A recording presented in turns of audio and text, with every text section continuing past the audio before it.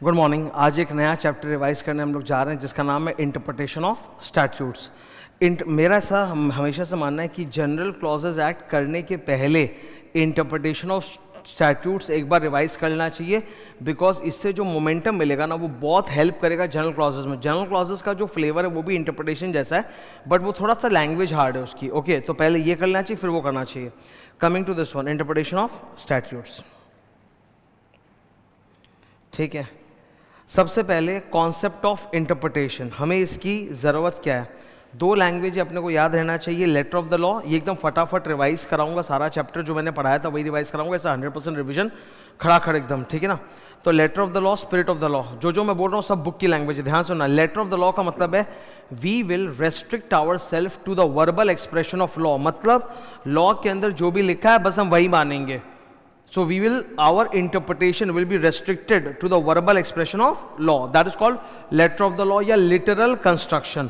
और दूसरा, बाकी जितने भी इंटरप्रिटेशन है वो सब के सब स्पिरिट ऑफ द लॉ है। स्पिरिट ऑफ द लॉ का मतलब है कि कानून बनाने वालों का, लॉ मेकर्स का एक इंटेंशन रहा होगा। तो लैंग्वेज अगर आपको गड़बड़ लग रही है तो please consider the interpretation of that law, the interpretation of the legislature, the interpretation of the law makers who made this law. So that happens only when you see that the language is Audi. Audi matlab, why do we need interpretation? Because sometimes the language of the law is Audi. Audi A से ambiguous, U से unreasonable, I से DI से defeats the intention of the lawmakers. तब आपको spirit of the law यानी you should interpret to give it a meaning which is consistent with the true intention of the lawmakers. ठीक है, interpretation का definition क्या है? Interpretation is the process by which the real meaning of the statute is ascertained and the true intention of the legislature behind enacting it is ascertained. ठीक है, अब ये chapter यहाँ चालू होता है, वो सब तो इंट्रोडक्शन था मेरा। चैप्टर यहाँ चालू होता है, the chapter starts with few definition. सबसे पहले कौन सा डेफिनेशन है? ये रहा, डॉक्यूमेंट। डॉक्यूमेंट का डेफिनेशन जो मैंने एकदम सिंपल सा बोला वो देखो बोर्ड पे। डॉक्यूमेंट मीन्स, अगर आप इंडियन एविडेंस एक्ट में जाओगे तो मीन्स है, जनरल क्लॉज एक्ट में जाओगे तो इंक्लूड्स है। ठीक है, तो डॉक्यूमेंट मीन्स या includes any matter which is वेड, रिटन, एक्सप्रेस्ड और described upon any substance by means of एफएमएल, लेटर्स, फिगर्स और marks for the purpose of recording it. तो ये हो गया अपना डॉक्यूमेंट। ठीक है, डॉक्यूमेंट के अंदर हमसे पूछे कि what are the 4 elements of document, तो तुम याद करने के लिए बोलोगे मिसेस एम। मिसेस एम है मैटर, रिकॉर्ड, सब्सटेंस, मीन्स। ये डॉक्यूमेंट का डेफिनेशन है। नेक्स्ट डेफिनेशन किस चीज़ का है? Instrument. Sir, instrument is a special type of document through which a right और a liability is created and transferred. जैसे bill receivable, bill payable, cheque, deed. Deed means a writing on PVP, paper, Welham और parchment. गौर से देखो, Welham का मतलब animal skin, ये word चाहिए। अगर डीड के डेफिनेशन में तुमने वेलम, पार्चमेंट बोल दिया, पड़ाक से मार्क्स मिल जाएगा। ठीक है, it is a deed means a document which is on written on paper, vellum or parchment. SSD, signed, sealed and delivered, whereby a right or interest in a property is created or transferred. Example, partnership deed, mortgage deed, gift deed, conveyance deed. if फिर से वापस आ गया interpretation का definition, it is the process by which the real meaning of the statute is ascertain and the true intention of the legislature is ascertain.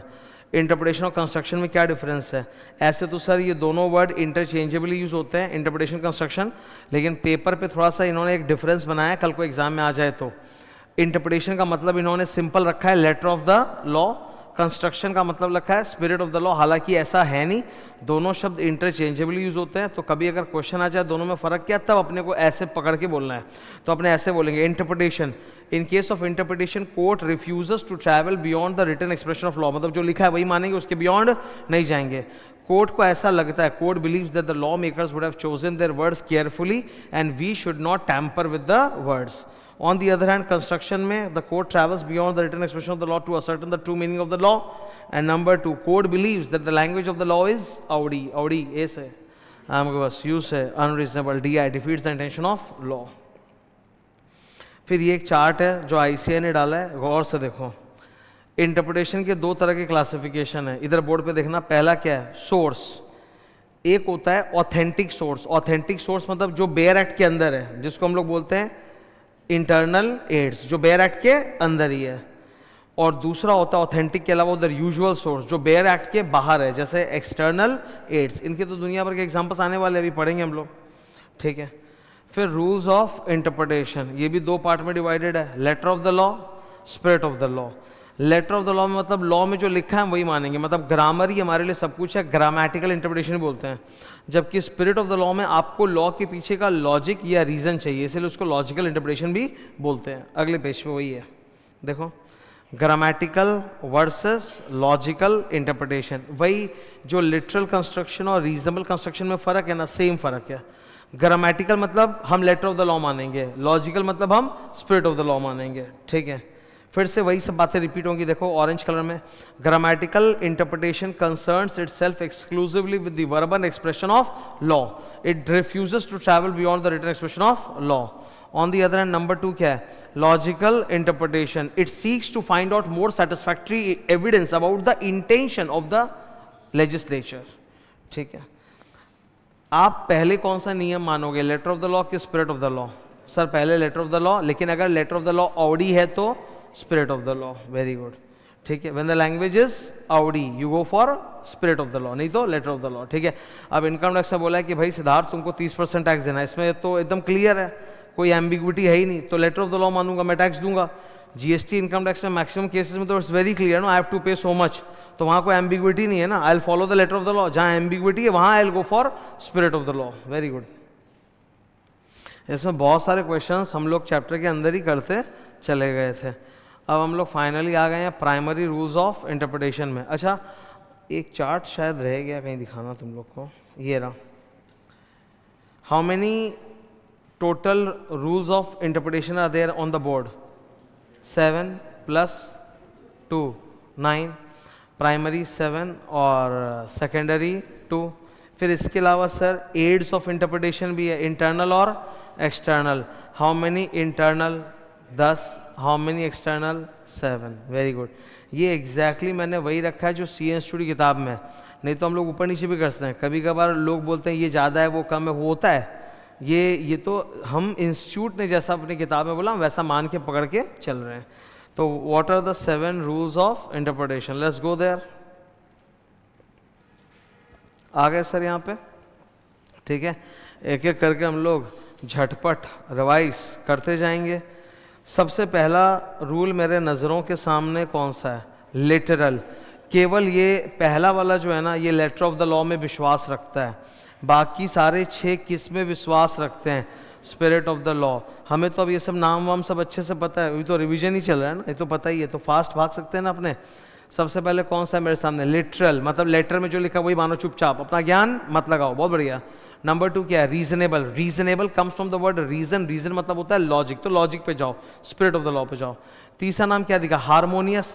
Harmonious word तभी होता है जब दो जनों में झगड़ा और आप सेटलमेंट करा रहे हो, उसको हारमोनी बोलते हैं ना। तो हारमोनियस में क्या होता है बेसिकली कि एक ही कानून के 2 सेक्शन आपस में कॉन्फ्लिक्ट कर रहे हैं, तो आपको कुछ ऐसा इंटरप्रिटेशन निकालना है कि दोनों की बात मान जाए, दैट इज हारमोनियस। चौथा क्या है? Beneficial construction.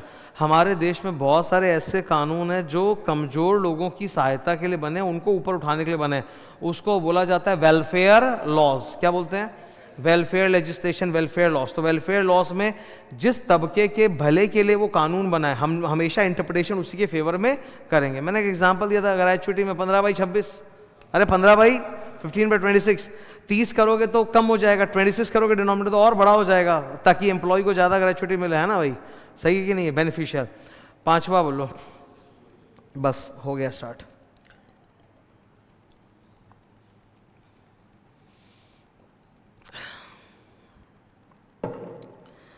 पांचवा क्या लिखा है? मिसचिफ और हेडन्स रूल। इसको समझाने के लिए पूरा अबॉर्शन का लंबा चौड़ा केस पढ़ाया था कि पुराने लॉ में कुछ कमी थी जिसकी वजह से एक मिसचिफ प्रिवेल कर रहा था। नए लॉ में हमने उस मिसचिफ को बंद करने के लिए अमेंडमेंट करके नया कानून बनाया। तो नए कानून को ऐसा इंटरप्रेट करो that suppresses the मिसचिफ and advances the remedy, है ना? ठीक है, डायलॉग तो याद करने पड़ेंगे बॉस। अभी सुबह सुबह मैं स्टूडेंट का मेल पे जवाब दे रहा था, ठीक है। स्टूडेंट लोग मतलब ऐसा ऐसा सवाल पूछते, मैं क्या मैं डाउट बताता हूँ, सर ऑडिट में ना चैप्टर 4 और 5 बहुत बड़ा है, छोड़ दूँ क्या? तो मैंने कल मैंने उसको रिप्लाई कर दिया था ईमेल पे कि भाई नहीं छोड़ सकते, नो करना है। फिर सुबह आया, पर इतना बड़ा है तो करूं कैसे? अब मैं क्या बोलूं भाई, तुम जो पढ़ाई की हो तुम तो सोच के कूदे थे ना, बीकॉम तो है नहीं, तुमको तो मालूम है कि तुम्हें कॉम्पिटिटिव एग्जाम की तैयारी करो, बड़े चैप्टर्स आएंगे, मेहनत होगी, पढ़ना पड़ेगा। मतलब ये तो वो सवाल हुआ, सर मेरे से तो इतनी मेहनत नहीं होती, अब बताओ क्या? तो ये लो चूरन है, खा लो, हो जाएगा, इससे तो हो जाएगा, अब क्या बोलूँगा बताओ। तो मेरे पास कई बार मेरे को अंदर समझ ही नहीं आता मैं करूँ क्या। टेररिस्ट होता तो अच्छा रहता कि मतलब सही जवाब देता है एकदम। Mischief rule suppresses the mischief, advances the remedy. 6 number, rule of exceptional. Exceptional situation में आपको उल्टा पढ़ना पड़ेगा, मतलब एंड लिखा है तो और, मे लिखा है तो शैल, वैसे उल्टा पुल्टा करके। और लास्ट वाला क्या है? एजुस्डम जेनरिस। एजुस्डम जेनरिस तो सबसे आसान है। सर मान लीजिए 4 शब्द लिखे हैं, 3 स्पेसिफिक वर्ड्स हैं जो एक ही टाइप के हैं, चौथा जनरल वर्ड, तो general word will derive it's meaning from the specific word. Arms, ammunitions, gun powder and other goods. तो सर अदर गुड्स में दूध थोड़ा ना आएगा, हथियार ही आएगा, है ना? वो तो सबसे इजी था। ये क्लियर है कि नहीं? अब देखो आज हम लोग उस मुकाम पे आ गए हैं रिवीजन में कि मैं जब बोल रहा हूँ तो पूरा याद आ रहा है किस्सा कहानी कि हाँ ये सातों सर इसका ये एग्जाम्पल दिया था, यही रिवीजन में ये हो जाता है। अब लिटरल कंस्ट्रक्शन देखो, जैसे तुम रूल ऑफ लिटरल कंस्ट्रक्शन खोलते हो, क्या लिखा है बगल में? कॉपी। इधर बोर्ड इधर देख लो ना, एक ही बात है, कॉपी क्या निकाल रहे हो? इधर देख लो, ठीक है, मैं दिखा ही रहा हूँ ना, वही तो है, ठीक है। लिखने के लिए लंबा एग्जाम में आ गया, आराम से कॉपी नोट्स देख लोगे। चलो पहले मीनिंग याद करने के लिए ONG, ordinary, natural and grammatical meaning. Words in a statute should be understood in their ONG meaning unless, highlighter हर जगह ही चलता है, अनलेस द कॉन्टेक्स्ट। कंटेक्स्ट से समझ में आता है कि वो चाहता क्या, मीनिंग क्या है। अच्छा, मैं अगर मान लो सेबी लॉस पढ़ रहा हूँ, सेबी के लॉस, और वहाँ सिक्योरिटी वर्ड आ गया, तो उसका मतलब तो शेयर डिबेंचर होगा, है ना? और अगर मैं कोई प्रोटेक्शन वगैरह वाला एक्ट पढ़ूँ आर्मी का, वहाँ पे सिक्योरिटी वर्ड आ गया, तो मतलब national security of the country, तो सर कॉन्टेक्स्ट देखे तो शब्द का मतलब बदल जाएगा ना, ठीक है। तो वो हरा वाला तो हर जगह घुसता ही है। नंबर 2, टेक्निकल वर्ड्स के लिए आप कौन सा मीनिंग लगाओगे? टेक्निकल, नॉन टेक्निकल वर्ड्स के लिए आप कौन सा मीनिंग लगाओगे? Ordinary, popular. इसमें पान के पत्ते वाला एग्जांपल है, betel leaves, very good. Narrow versus wide, normally आपको क्या फॉलो करना चाहिए? नैरो, लेकिन if narrow interpretation fails to achieve the purpose of the law, then go for wider interpretation. इसमें वो था कि सेक्शन 102 में जो नोटिस जाती है उसमें KMP, डकार, डायरेक्टर, KMP और रिलेटिव का जो भी इंटरेस्ट है डायरेक्टली इनडायरेक्टली सब डिस्क्लोज होना चाहिए नोटिस ऑफ AGM में। नॉन एप्लीकेबल, लिटरल कंस्ट्रक्शन कब नहीं लगेगा? When the language of the law is आउडी, ठीक है। What is the reason behind this rule? वही sir, we believe that the lawmakers would have chosen their words very carefully while drafting the law, so we should not tamper with it. हो गया literal. चलो अब अंदर आओ। सबसे पहले क्या लिखा है? ONG meaning. फिर क्या लिखा है? ऑडी। जब ऑडी होता है तो ये लगेगा नहीं। फिर ये MCQ में आ सकता है, एब्सोल्यूटा सेंटेंशिया, एब्सोल्यूट सेंटेंस, मतलब plain words require no expression. जहाँ वर्ड एकदम सिंपल है, एकदम क्लियर लैंग्वेज है, कोई एम्बिग्विटी नहीं है, वहाँ आपको जबरदस्ती का इंटरप्रिटेशन को जाने की जरूरत नहीं है। प्लेन, इधर पढ़ो, सही है ना? ठीक है सर। Number 2, technical words. देखिए टेक्निकल वर्ड्स में टेक्निकल मीनिंग लगेगा। अभी मैं आपको बोलूँ CA इन प्रैक्टिस, तो यहाँ पे प्रैक्टिस का नॉर्मल मीनिंग थोड़ा लगेगा। प्रैक्टिस का नॉर्मल मीनिंग होता है अभ्यास करो, तो CA इन प्रैक्टिस अभ्यास कर रहा है सर, अभ्यास थोड़ा कर रहा है। वहाँ प्रैक्टिस का मतलब है वो ऑफिस खोल के अकाउंट्स, कंसल्टेंटी, टैक्स का काम कर रहा है, वो टेक्निकल वर्ड है। तो वैसे जब मैं बोलता हूँ एडवोकेट प्रैक्टिस कर रहा है, वकील, तो उसमें दोनों चीजें आएंगी, acting as well as pleading. Acting मतलब acting on behalf of the client like an agent, attorney, and pleading मतलब arguing before the court on behalf of the client, that is called pleading. So the word practice includes both acting and pleading, ठीक है। ये पान के पत्ते वाला ordinary popular meaning, court ने बोला कि पान के पत्ते पे भी GST लगेगा। यहाँ पे ज्यादा बोटैनिकल मीनिंग में मत घुसना। Betel leaves is a word of ordinary use and you should take the ordinary popular meaning. आम आदमी के लिए बीटल लीव्स का मतलब होता है पान के पत्ते जो खाए जाते हैं, बनारसी पान, तो उस पर टैक्स लगेगा। नंबर 3, नैरो और wide interpretation, explanatory statement of special business items. जब हम लोग नोटिस ऑफ AGM में डालते हैं तो उसमें डकार का, डायरेक्टर, KMP, रिलेटिव का डायरेक्ट इनडायरेक्ट कैसा भी इंटरेस्ट हो डिस्क्लोज करना चाहिए, ठीक है। नॉन एप्लीकेबिलिटी, लिटरल कंस्ट्रक्शन कब अप्लाई नहीं होता? जब ऑडी हो, हुआ कि नहीं हुआ? इंटरप्रिटेशन ये सब स्टूडेंट्स लोग को बहुत हार्ड लगता है। क्यों हार्ड लगता है? बिकॉज जब वो लोग पहली बार ही पढ़ते हैं घर पे या कोई भी पढ़ाता है तो वो बुक के वर्ड यूज़ नहीं करता, तो बुक के वर्ड स्टूडेंट को समझ में आते नहीं एकदम। मन से तो जैसे तैसे बोल के बार समझा देना आसान है, पर जब बुक खोलेगा और बुक के वर्ड उसके मुंह में नहीं है तो लिखेगा क्या एग्जाम में? तो हम लोगों ने पहले ही दिन जब मैं पढ़ाया था मैंने बोला था ये चैप्टर और जनरल क्लॉजेस अदर लॉज में 20 मार्क का आएगा, 10-10 मार्क करके। इसको एकदम धीरे धीरे पढ़ेंगे, प्रेम से पढ़ेंगे, चाट के पढ़ेंगे। मैंने पूरा बुक का वर्ड पढ़ाया था, नोट्स बनाए थे, एग्जाम्पल दिया था हर चीज़ का कि हर चीज़ रहे तुम्हारे पास लिखने के लिए, ऐसा लिखो कि फाड़ दो एग्जाम में। ठीक है, तो वर्ड्स को पकड़ के चलो, एकदम सही जाएगा। नेक्स्ट क्या sir? Rule of reasonable. Reason word का मतलब क्या होता है? Logic, purpose, spirit of the law, मतलब लाल रंग। कोई भी कानून को समझने के लिए उसका स्पिरिट समझना जरूरी है कि मकसद क्या था। आप भारत में हो, भारत में कोई कानून पढ़ोगे तो भारत के हालात को समझ के पढ़ोगे ना आप। ठीक है, यहाँ पे बच्चे कम पैदा करते हैं लोग, 1-2, क्योंकि पॉपुलेशन क्राइसिस सरकार ने वैसा ही बोला है। हालांकि कोई पनिशमेंट नहीं अगर 3 बच्चे हो गए तो, पर समाज उस तरह से मानता है उसको कि हाँ भाई पॉपुलेशन प्रॉब्लम है 2। अमेरिका में लोग 4-4, 5-5 पैदा करते हैं, कोई प्रॉब्लम नहीं, वहाँ पॉपुलेशन की स्केर्सिटी, वहाँ तो सरकार बोलती है और पैदा कर भाई। ठीक है, नहीं तो इमिग्रेंट्स लोग आ रहे हैं। ठीक है, इमिग्रेशन से वो लोग घबराते हैं ना बहुत कि सारे हम लोग तो उड़ के चले जाते हैं अमेरिका में रहने के लिए, वो लोग घबराते हैं इमिग्रेंट्स लोग आ गए हैं। तो वहाँ तो बल्कि सरकार प्रोत्साहन देती है, वहाँ लड़का लड़की में पैदा होने में कोई भेदभाव नहीं है, सेलिब्रेट करते हैं। पहले से बच्चा पैदा होने के पहले मालूम है कि लड़का हो कि लड़की। यहाँ पे तो मना है कि जेंडर आप नहीं पता कर सकते। तो यार यहाँ का कानून है, यहाँ के हिसाब से इंटरप्रेट होगा, वहाँ का वहाँ के हिसाब से। यहाँ दारू का ऐड मना है, दारू का ऐड मना है कि नहीं मालूम? आप मालूम है ना, यूरोप में भयंकर अलाउड है। यूरोप में फीफा होता है, खाली दारू का ऐड लगा रहता है, क्योंकि दारू वाली कंपनियां कमाती बहुत हैं, तो ऐड में पैसा बहुत दे सकती है। तुम सोचो कोका कोला पेप्सी अगर इतना पैसा दे सकती है तो दारू की कंपनी कितना पैसा देगी? कोका कोला 20 रुपये का बिकता है, दारू की बोतल तो पता नहीं लोग कितने में भयंकर महंगी बिकती होंगी। तो वो लोग कितना ऐड में पैसा दे सकते हैं। अगर दारू का ऐड अलाउ हो जाए, शाहरुख, सलमान, मतलब बाप रे, और अजय देवगन तो है ही, मतलब वो सबसे पहले आएगा खुद के। ठीक है, तो यहाँ अलाउड नहीं है। तो हम लोग वही बोल रहे हैं भाई कि आप अगर कोई भी कानून पढ़ो तो intention of the law maker पढ़ना जरूरी है। क्या लिखा है?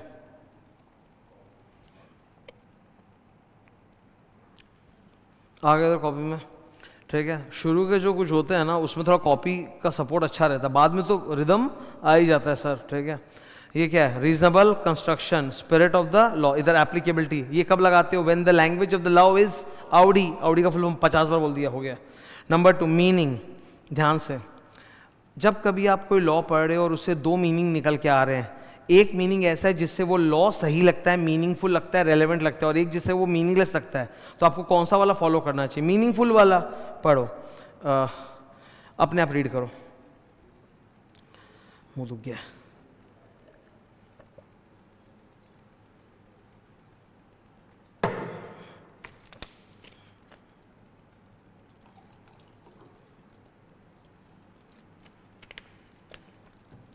This means that if the words in the statute are capable of more than one meaning, then the court should, number 1, discard the interpretation which is not consistent with the purpose of the statute and makes the statute vague and meaningless. Vague मतलब अजीब. Adopt the interpretation that is consistent with the purpose of the statute and makes the law certain मतलब clear and meaningful. ठीक है, इधर आ जाओ। Atres magis veliat quam पेरियट, मजा आ जाता है बोल के। पढ़ो तो, याद करना पड़ेगा, याद करना पड़ेगा। एमसीक्यू की दुनिया, लिख के दे देंगे फिर बोलोगे ये क्या आ गया। अट्रस मैगी मैगी मैगिस वेलियट क्वाम पेरियट, इसका मतलब है, ब्राउन कलर पढ़ो, it is better for a thing to have meaning than to make it void. मतलब अगर कुछ लॉ में अजीब लिखा हुआ है तो एक हो सकता है कि आप उसको इग्नोर मार दो, और एक हो सकता है उसका कुछ मीनिंगफुल इंटरप्रिटेशन निकालो। तो बेहतर क्या है? Meaningful. It is better for a thing to have effect rather than to make it void. अट रेस मेगिस वेलियट क्वम पेरियट। वाह, मजा आ गया। ठीक है, ऑब्जेक्ट क्लॉज, इसमें भयंकर क्वेश्चन आता है कि मेमोरेंडम के अंदर वो अल्ट्रा वायर इंट्रा वायर याद है ना अपने को, मेमोरेंडम ऑफ एसोसिएशन के अंदर जो ऑब्जेक्ट क्लॉज होता है उसको आपको एकदम ढंग से पढ़ना चाहिए। Neither rigidity nor laxity, you should construe it, interpret it in a reasonable manner. ठीक है, वरना एक तरफ अगर आप उसको ढीला छोड़ दोगे तो हर चीज कवर हो जाएगा ऑब्जेक्ट क्लॉज में, और ज्यादा टाइट करोगे तो कुछ भी नहीं कर पाएंगे। तो रीजनेबल इंटरप्रिटेशन करना चाहिए। ये डायलॉग्स पढ़ो, brackets, memorandum of association of a company must be red Fairlie, it's meaning derived from a reasonable construction of law, the object should be reasonably construed, neither with rigidity nor with laxity, मतलब ना ज़्यादा tight ना ज़्यादा ढीला, ठीक है। ये case तो बड़ा अच्छा ना, वामन लाल छोटन लाल पारेख, ये रहा, ठीक है, नाम याद रखने की जरूरत नहीं है। ये रूल कब लगता है? जब the language is Audi, non applicable जब द लैंग्वेज इज क्लियर। ये एक प्रोस्टिट्यूशन वाला केस देके समझाया भी था मैंने, वो सड़क के बदले बालकनी से बुला रही थी, वही वाला है। रूल ऑफ हार्मोनियस कंस्ट्रक्शन, इसमें क्या हो रहा है कि एक ही स्टैट्यूट के अंदर दो बातें आपस में टंग टोंग कर रही है, कॉन्ट्राडिक्ट, तो ऐसा कुछ इंटरप्रिटेशन करो कि दोनों की बात बन जाए। क्या लिखा है यहाँ पे? कॉपी, ठीक है। लाल रंग पढ़ो, करेक्ट। तो उस वक्त आप क्या लगाओगे? Harmonious. Number 1 meaning, when two or more provisions of the same statute cannot be reconciled with one another, they should be interpreted in such a way that effect is given to all of them, कि सबकी बात मन जाए। Reason देखिए, statute is passed as a whole and not in parts, तो ऐसा तो हो नहीं सकता कि ये पार्ट सही है और वो पार्ट गलत है। पूरा स्टैट्यूट का एक ही मकसद हो सकता है। All the sections of the statute are coloured with the same intention, so ये भी जरूरी है वो भी जरूरी है, तो दोनों की बात मन जाए, ऐसा कुछ करो। नॉन एप्लीकेबिलिटी के 3 केसेस होते हैं, ट्रिपल एस, उसमें बाद में जाएंगे। पहले एग्जांपल देखो हार्मोनियस का, मैंने एक बहुत इजी एग्जांपल दिया था। देखो, एक कंपनी अगर लोन इन्वेस्टमेंट देना चाहती है तो एज पर सेक्शन नंबर 179 क्या पास करना पड़ेगा? BR एंड BM, और एज पर 186 क्या पास करना पड़ेगा? UBR। वो बोल रहा है BR इन बोर्ड मीटिंग, ये बोल रहा है UBR, दोनों का कंबाइन करो। सर UBR इन BM हो गया हार्मोनियस, UBR का UBR, बोर्ड मीटिंग का बोर्ड मीटिंग। अच्छा, कौन से केसेस है जब हार्मोनियस की नौबत ही नहीं आते? सर जब सेक्शंस ही आपस में एक दूसरे को बड़ा छोटा मानते हो। ट्रिपल एस, पहला एस क्या है? Superior section. 2 सेक्शंस में अगर ये सुपीरियर है क्योंकि इसके अंदर नॉट विस्टैंडिंग लिखा है, तो इसकी बात मानेंगे, फिर हार्मोनियस की जरूरत है ही नहीं। नंबर 2 एस से, कभी तुम देखे हो घर में सबके झगड़ा होता है, नॉर्मल बात है, इसमें कोई मतलब टैबू टॉपिक नहीं है, I can talk about it. घर में झगड़ा गौर से देखना किसका किसका होता है, frequency, mummy papa too much, भाई भाई भाई बहन बहन बहन siblings too much, parents and बच्चा होता है कभी कभी लेस, क्योंकि वहाँ पे वो सुपीरियर और सबॉर्डिनेट आता है ना, तो वहाँ हार्मोनियस करने की जरूरत पड़ती ही नहीं है। लेकिन जब बराबरी के लोग होते हैं तब तो हार्मोनियस करना पड़ेगा, कौन जीतेगा कौन छोटे मतलब हारेगा। तो सुपीरियर और सबॉर्डिनेट सेक्शन जब हैं तब आपको हार्मोनियस की जरूरत ही नहीं। सुपीरियर बोलता है मेरा चलेगा, ओके, सबॉर्डिनेट बोलता है मेरा तो नहीं चलेगा, हाँ तो ठीक है, तो हार्मोनियस की जरूरत है ही नहीं। और एक एस क्या है, अगर सर किसी मुद्दे पे स्पेसिफिक सेक्शन बनाया हुआ है तो वहाँ जनरल लगेगा कि स्पेसिफिक लगेगा? स्पेसिफिक लगेगा, वेरी गुड। ये देखो तो सुपीरियर सेक्शन की पहचान क्या होती है? लाल रंग,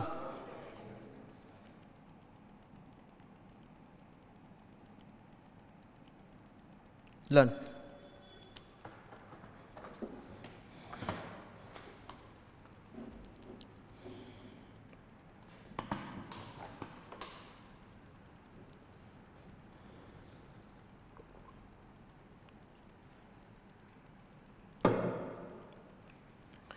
हाँ, तो सुपीरियर सेक्शन की पहचान क्या होती है लैंग्वेज में? नॉट विथ स्टैंडिंग, इसको नॉन ऑब्स्टैंड क्लॉज बोलते हैं। सबऑर्डिनेट की पहचान क्या होती है? सब्जेक्ट टू, और स्पेसिफिक की पहचान क्या होती है? विदाउट प्रेजुडिस टू, ठीक है। अब यहाँ पे आ जाता है हार्मोनियस कंस्ट्रक्शन। सबसे पहले वही दिया होगा मीनिंग, कि जब एक ही स्टैट्यूट के अंदर 2-3 प्रोविजंस आपस में रिकंसाइल नहीं होते, interpretation should be made in a manner so as to give effect to all of them, कि सबकी बात ही मान लो, अब क्या उपाय है, ठीक है। मतलब हार्मोनियस कंस्ट्रक्शन कुछ इस तरह का है, ध्यान से सुनो। घर में 4 सदस्य हैं, चारों की फरमाइश खाने की अलग अलग है। रेस्टोरेंट में गए हैं खाने के लिए, तो रेस्टोरेंट में क्या होता है, सब कोई बात करके कॉमन आइटम मंगाता है, फिर बांट बांट के खा लेता है, पैसा कम लगे, यही तो होता है ना। पर नहीं, चारों का मैच ही नहीं कर रहा, चारों का एकदम अलग है, तो ठीक है भाई 4 सामान ऑर्डर करो, पैसा ज़्यादा लगेगा। हार्मोनियस कंस्ट्रक्शन यही होता है कि सबकी बात माननी पड़ेगी, ठीक है। पर कई बार सबकी बात तो मानी जा नहीं सकती। अब कश्मीर इसको भी चाहिए उसको भी चाहिए, तो अब दोनों की बात कैसे मान सकते हैं, वो तो पॉसिबल है ही नहीं ना। तो ऐसा नहीं है कि harmonious construction is a medicine for all problems, no, sometimes harmony नहीं हो सकता, नहीं हो सकता। दुनिया में कई ऐसे देशों के जोड़े हैं जहाँ पे हमेशा से लड़ाई चलते रहती है, हमेशा से, जैसे वो इज़राइल पैलेस्टाइन सुना है, इंडिया पाकिस्तान है, नॉर्थ एंड साउथ कोरिया है, ऐसे है ना, ठीक है, चलता ही रहता है। वो कभी थमने वाला, अमेरिका रशिया है, वो कभी थमने वाला नहीं है, वो चलता ही रहेगा, वहाँ हारमोनियम नहीं होगा। Logic behind the rule: the statute is passed as a whole and not in a part, so all the provisions of the statute are colored with the same intention. Non-applicability, वही triple S है, triple S जो वहाँ पढ़ के आए। अच्छा, subordinate section का example देख लो। Section 13 is subordinate to section number 4। जैसे सेक्शन नंबर 4 में क्या लिखा है, name should not be identical, है ना, अनडिजायरेबल, इंडिकेटिंग गवर्नमेंट पेट्रनेज। और सेक्शन 13 क्या बोलता है, आप अपना नाम चेंज कर सकते हो बट सब्जेक्ट टू सेक्शन 4, मतलब नाम चेंज कर सकते हो पर ऐसा चेंज करके मत रखना जो दूसरे के साथ आइडेंटिकल हो जाए या अनडिजायरेबल हो जाए। You are allowed to change your name but you cannot change your name in a manner which will make it identical और अनडिजायरेबल। तो section 13 is allowed subject to section 4। तो सेक्शन 13 सबऑर्डिनेट है और section 4 superior है। आप नाम बदलो, वो हम आपको अलाउ करें, पर आप दूसरे के साथ मैच नहीं करा सकते। Very good. Not withstanding, not withstanding का तो डिटेल में बहुत आने वाला है, रुक जाओ, थोड़ी देर बाद नीचे आ जाएगा। ये रहा नीचे एरो निकला, ये नीचे घुसा, नॉट विथस्टैंडिंग का भर भर के एग्जाम्पल है। फिर ये एग्जाम्पल है विदाउट प्रेजुडिस का, पैरेलल सेक्शन। ये देखो इधर नीचे देखो, सेक्शन 4 का 2 क्या बोलता है, आइडेंटिकल नेम रखने अलाउड नहीं है। 4 का 3 क्या बोलता है, ऐसा नाम रखना अलाउड नहीं है जिससे लगे गवर्नमेंट कनेक्शन है।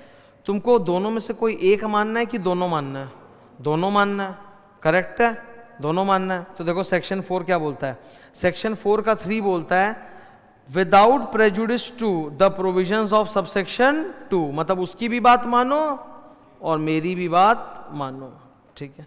अब नॉट विथस्टैंडिंग, नॉट विथस्टैंडिंग का और एक नाम चलता है नॉन ऑब्स्टैंट क्लॉज।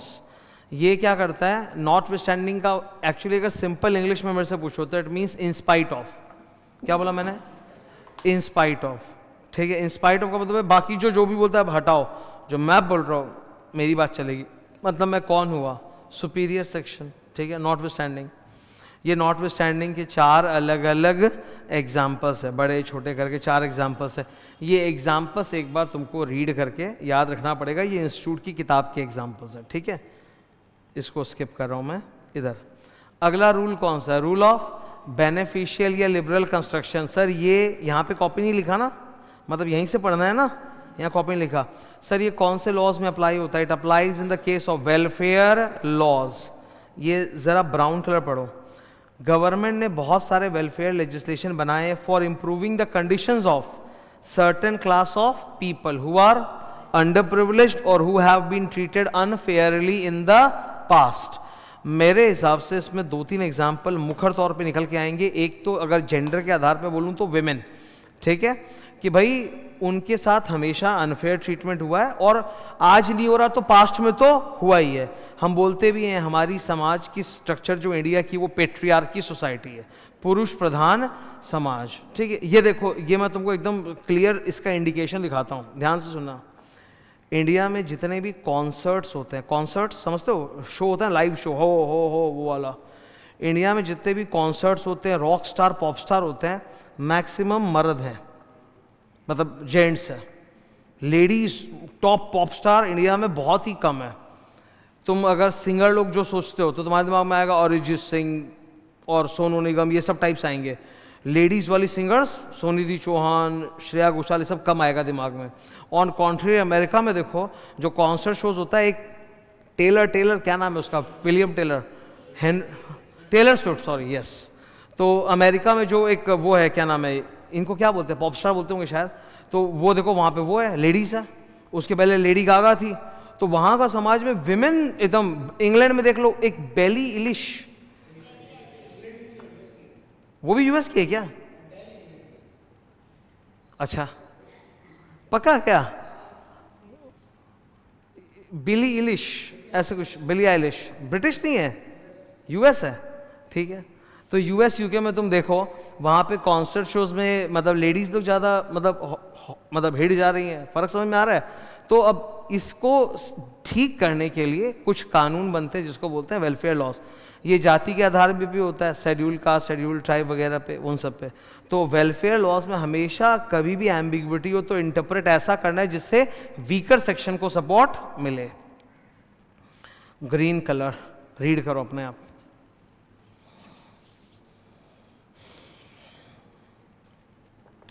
सबों को ठीक है? ओके। इसमें मैटरनिटी बेनिफिट एक्ट का एग्जाम्पल लिया है। मैंने बोला था MBA, master of business maternity benefit act.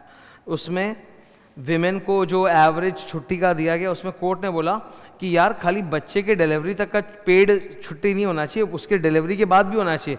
Because delivery के बाद भी जो बॉडी में डिसिपेशन ऑफ एनर्जी होता है और जो न्यू बॉर्न चाइल्ड उसका टेक केयर करने के लिए उनको लीव चाहिए। तो खाली उसका इंटेंशन ये नहीं कि डिलीवरी तक सपोर्ट करो, डिलीवरी के बाद भी सपोर्ट होना चाहिए, लीव मतलब पेड लीव मिलना चाहिए। नेक्स्ट क्या है? मिसशिफ और हेडन्स रूल। इसको समझने के लिए विल गो टू अबॉर्शन का केस दिखाया था कि नहीं दिखाया था? जैसे रॉयल कॉलेज ऑफ नर्सिंग का केस है। झमेला क्या था मैंने पूरा बताया भी था कि जैसे एक होता है शुरू के फर्स्ट 20 वीक्स का अबॉर्शन और उसके बाद का प्रेगनेंसी 9 महीना यानी 37 वीक्स का होता है। 20 वीक्स में ना बच्चे का साइज एकदम इतना होता है, मटर के दाने जितना होता है, पेट वेट कुछ बाहर नहीं आता वो 20 वीक्स प्रेगनेंसी में। तो उसमें अगर अबॉर्शन करना है तो पेट काटने की या सी सेक्शन की ज़रूरत नहीं है, स्ट्रेट नॉर्मल रूट से निकल जाएगा। That is called hormonal abortion. दवाइयाँ देंगे और नॉर्मल कर जाएगा, जो नर्सेज भी करा सकती हैं। और 20 वीक्स के बाद के प्रेगनेंसी में क्या होता है, बच्चा बड़ा हो जाता है, वहाँ पे फिर डॉक्टर चाहिए होता है सर्जरी करके निकालने के लिए। तो सवाल ये था क्या नर्सेस को अलाउ होना चाहिए क्या कि पहले 20 वीक्स में वो लोग कर सके हार्मोनल अबॉर्शन। तो इसको लेके इशू पूरा समझना। ओके बस अच्छा इसमें पूरा लिखा हुआ नहीं, मैं बता देता हूँ। इसमें इशू ये था, इधर देखो, एक ओल्ड लॉ था, एक पुराना लॉ था जिसका नाम क्या है, OAPA act 1861, offences against person, offences against body. और उसमें बोला गया था अबॉर्शन एक गुनाह है, तो उसमें अबॉर्शन अलाउड ही नहीं था। इसकी वजह से समाज में एक मिसचिफ पैदा हुआ, इलीगल अबॉर्शंस चालू हो गए। ठीक है, अबॉर्शन तो एक मेडिकल प्रोसीजर है, तो इलीगल होगा अगर लीगली अलाउड नहीं होगा, जिससे कि औरतें की जान जा सकती है। अस्पताल में सर्जरी क्यों होता है, घर में क्यों नहीं हो जाता? सर अस्पताल में 100 तरह की इक्विपमेंट से तुरंत आपको सपोर्ट देके बचा सकते हैं, घर में वो सपोर्ट नहीं है कि तुम्हारे बेड पे तुम लेटे आराम, डॉक्टर से आके ऐसे सर्जरी करके चला गया। ठीक है, you need to be in OT। तो अगर इलीगल अबॉर्शन हो रहा है दैट्स अ मिसचिफ। इसको ठीक करने के लिए बाद में अबॉर्शन एक्ट आया। What was the new law? The abortion act 1967 which allowed कि डॉक्टर्स लोग कर सकते हैं, डॉक्टर्स लोग कर सकते हैं। इसका यही तो मकसद है कि हाँ भाई अब लीगल तरीके से करो और सेफ करो। तो सवाल फिर से वही बनता है कि अब एक नया मुद्दा पैदा होता है। समाज ऐसा ही है, समाज में एक प्रॉब्लम सॉल्व होता है ना तो एक नया प्रॉब्लम क्रिएट होता है। ठीक है, जैसे अमेरिका जैसे देश में हम लोग बोलते हैं ना वोक कल्चर है, WOKE सुना होगा, वोक कल्चर। वहाँ जेंडर वगैरह को लेकर बहुत ज़्यादा चल रहा है वोक कल्चर। तो क्योंकि उनमें थर्ड वर्ल्ड जैसी प्रॉब्लम्स नहीं है, गरीबी, भुखमरी, इनकम इनइक्वालिटी, अनएम्प्लॉयमेंट, ये सब थोड़ा कम हो गया है, तो उन्होंने नया प्रॉब्लम ढूंढ लिया अपने लिए। अभी वो सॉल्व होगा फिर कुछ नया। ये हर समाज की प्रॉब्लम है, हमारे समाज में भी होगी। आज हमारे समाज में, इंडियन समाज में हम लोग विमेन बोलते हैं, विमेन को शक्तिकरण चाहिए, विमेन एम्पावरमेंट। एक समय आएगा जब विमेन का एम्पावरमेंट हो जाएगा, तब the next step will be transgender empowerment. उनके साथ भी तो देखो इनजस्टिस ही होता है, ट्रांसजेंडर्स के साथ। तुम इमेजिन करो, क्या ट्रांसजेंडर्स बच्चे स्कूल में आराम से जा सकते हैं, पढ़ सकते हैं, उनको नौकरियां मिल सकती हैं? ओलंपिक्स में कितना बवाल कर रहा है तुम देख रहे हो, समझ रहे हो? तो अगला वो कल्चर यहाँ पे भी फिर आ ही जाएगा ना। जब एक समस्या सॉल्व होगी तो समाज दूसरा ढूंढ लेगा। तो इन्होंने एक समस्या सॉल्व किया कि चलो भैया अबॉर्शन अब लीगल है पर डॉक्टर करेगा, तो अब दूसरी समस्या, पर पहले 20 वीक्स में नर्स कर सकती है कि नहीं वही बताओ। तो कोर्ट ने बोला हमारा इंटेंशन क्या था, safe abortion, that was the remedy. तो हमको इंटरप्रिटेशन ऐसा करना है which suppresses the unsafe abortions and advances the safe abortion. तो अगर 20 वीक्स में दवाई से आराम से हो सकता है तो let the nurses do it. तो कोर्ट ने बोला ओके नर्सेस आर अलाउड, तो नर्सेस केस जीत गई। ठीक है, कि अब अगर पहले 20 वीक में अबॉर्शन कराना तो डॉक्टर की जरूरत है, नर्स ही कर देगी तो सस्ता पड़ेगा। ठीक है, आर बी क्लियर और नॉट? ठीक है, अब ये पूरा एक्सप्लेनेशन जो यहाँ लिखा है मैंने बता दिया, समझा दिया।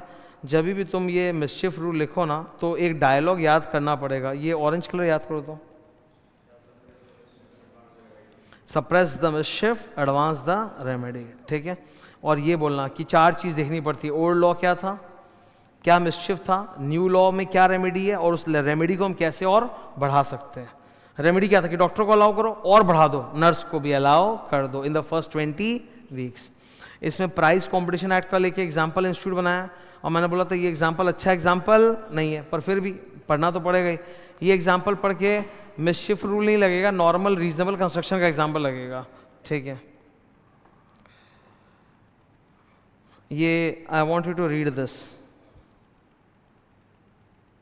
RMD चमारबाग वाला, केसों का नाम है चमारबाग वाला, ठीक है। ये पढ़ो। We are of the opinion that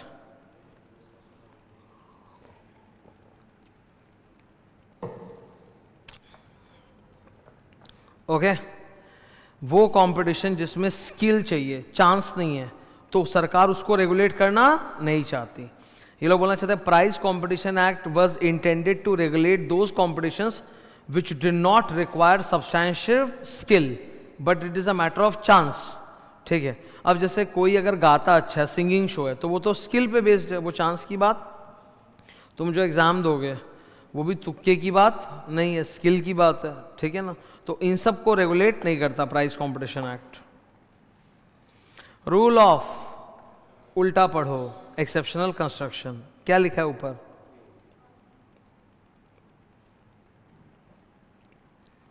ठीक है। Read the opposite, read the, every time read the opposite, कि इन एक्सेप्शनल सर्कमस्टांसेस, उसे हर वक्त उल्टा पढ़ेंगे ओके, इन एक्सेप्शनल सर्कमस्टांसेस। अच्छा, इसको पढ़ने के लिए मैं पहले से बोल रहा हूँ, ये याद होना बहुत जरूरी जो लिखा है, क्योंकि तुम इसके बिना एक्सप्लेन नहीं कर पाओगे। एंड को क्या बोलते हैं, और को क्या बोलते हैं, एंड का मतलब क्या है उधर, all the conditions must be complied with। और का मतलब क्या है, one of the conditions must be complied with। shall का मतलब क्या है, mandatory। may का मतलब क्या है, recommendatory, directory। shall का मतलब क्या है उधर, the conditions, the legal provision must be strictly complied with। और may का मतलब क्या है कि mandatory नहीं है पर करना चाहिए, the legal provision must be substantially complied with, ठीक है। conjunctive, डिसजंक्टिव, एंड और, ठीक है। तो इन्होंने एक कानून का एग्जाम्पल लिया, ऑफिशियल सीक्रेट्स एक्ट। गलत, उसमें हर जगह और लिखा हुआ था, गलती से इस जगह एंड आ गया और उससे गड़बड़ हो जाएगी, तो बोला उसको भी एंड नहीं, क्या पढ़ो, और, ठीक है।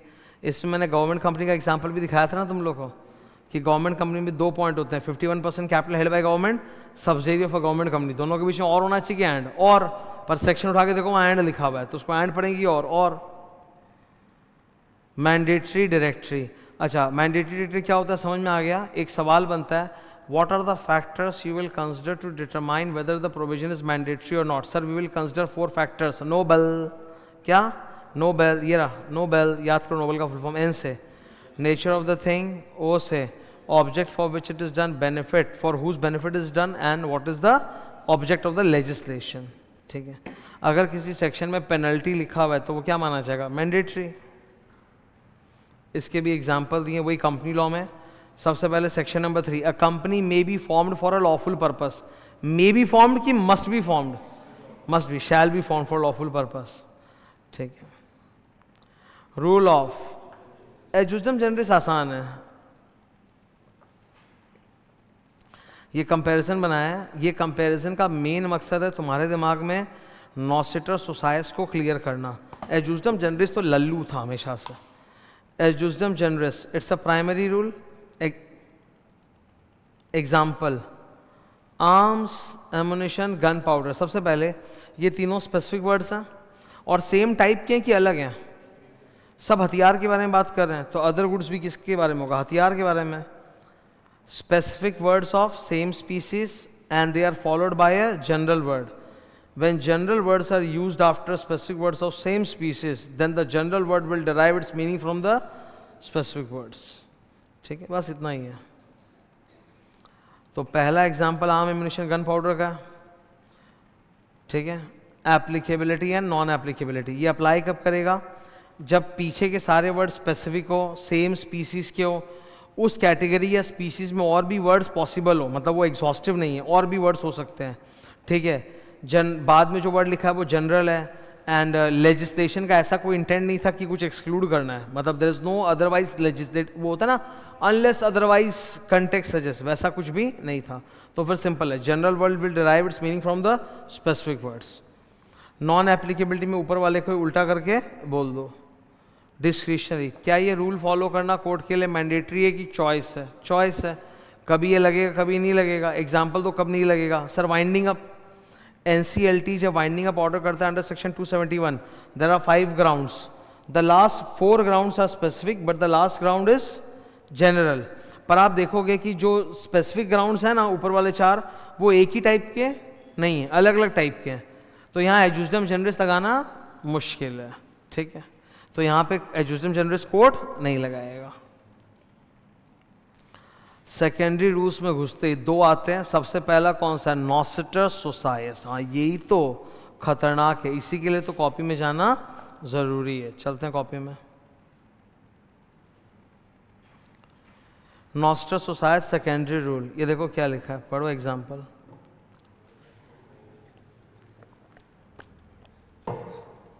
Manufactured beverages including fruit juice, bottle water, syrup, चारों वर्ड ही स्पेसिफिक है, सबका अपना अपना मतलब है, लेकिन मैं देख रहा हूं कि 4 में से 3 ऐसे हैं जिनका जो एक कॉग्नेट मीनिंग है वो सेम है, सेंस सेम है। जैसे मैन्युफैक्चर्ड बेवरेज मतलब जो मैन्युफैक्चर हुआ है फैक्ट्री में, बॉटल्ड सिरप मतलब जो शरबत वगैरह बॉटल में आता है, मतलब वो भी मैन्युफैक्चर्ड आइटम है, सिरप वो भी सर मैन्युफैक्चर्ड आइटम है। पर जहां तक फ्रूट जूस की बात है, फ्रूट जूस के पहले आपने कोई एडजेक्टिव नहीं लगाया, तो फ्रूट जूस से समझ में नहीं आ रहा कि नेचुरल घर में बनाया हुआ फ्रूट जूस जिसको हम लोग बोलते हैं फ्रेश प्रेस जूस, या जो डिब्बे में बंद फ्रूट जूस आता है जैसे डाबर का रियल वगैरह, कौन सा फ्रूट जूस? तो कोर्ट ने बोला कि सारे देखिए आप स्पेसिफिक वर्ड्स हैं, सब सेम कैटेगरी के हैं, उसमें से 3 का जो सेंस है, मतलब कॉमन सेंस मीनिंग है, वो एक ही है कि मैन्युफैक्चर्ड होना चाहिए। तो जो डाउटफुल था फ्रूट जूस वो भी आप मैन्युफैक्चर्ड ही लोगे, यानी अगर फ्रेश प्रेस्ड फ्रूट जूस है जो घर में लोग निकालते हैं वो इसमें कवर्ड नहीं है। इसका होटल वाला एग्जांपल था ना कि तुम होटल में तुमने ऑर्डर किया I want a fresh orange juice, तो फ्रेश ऑरेंज जूस मतलब वो बोतल से या डिब्बा से निकाला हुआ नहीं, बल्कि ऑरेंज को जो फ्रेश प्रेस करके आता है वो वाला। तो ऑरेंज को फ्रेश प्रेस करके अगर जूस दे रहे हैं तो वो मैन्युफैक्चर्ड बेवरेज नहीं है, यानी उस पर टैक्स नहीं लगेगा। और अगर बोतल या डिब्बे वाला ऑरेंज जूस दे रहे हैं तब टैक्स लगेगा। वेरी गुड, ठीक है। Red colour, all the above words are specific and of same category. 3 out of 4 words have same sense, common sense, that is they are packaged drinks, manufactured beverage, bottled क्या था, bottled water, mineral water and syrup, ये सब manufactured है। Bottled water भी तो manufactured है, ठीक है, पानी का पूरा ट्रीटमेंट करके फैक्ट्री में प्लांट में फिर बोतल में भरा गया है ना, ठीक है। All the 4 words should have same sense, common sense. Hence fruit juice कौन सा लेना है? पैकेज वाला फ्रूट जूस, उस पर टैक्स लगेगा। तो अब ये याद करो, ये ब्लैक कलर लास्ट का याद करो यहाँ पे। Same sense, common sense, cognate sense, ठीक है। एक डायलॉग एग्जाम में बहुत आता है, associated words are to be understood in common sense manner. तो इस जैसी कॉमन सेंस आ जाए समझ लेना वो लोग नॉसिटर सोसाइस बोल रहे हैं, एजुजडम जनरस नहीं बोल रहे हैं, ठीक है। वर्ड, वो एक कहावत है ना, a man is known by the company he keeps, वैसे ही a word is known by the company it keeps. तो ये सब डायलॉग जो आएंगे वो नॉसिटर सोसाइस के हैं। ये ग्रीन बॉक्स पढ़ो।